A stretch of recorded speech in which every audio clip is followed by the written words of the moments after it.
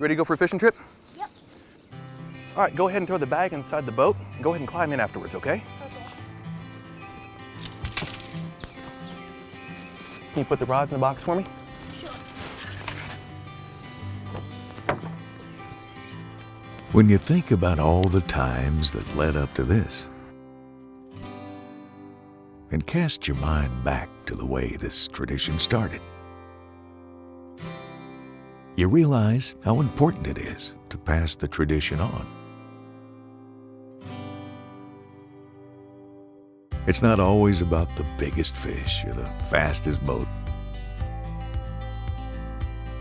It's about the people you love and memories you make together. Memories that bring us together with family and friends. Remembering the good times shared on the water.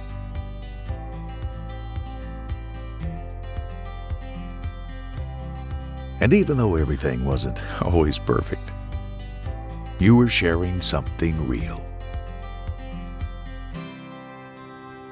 And one day, a day like today, it's time to pass it down to the next generation. These are the moments in life that make everything worth it.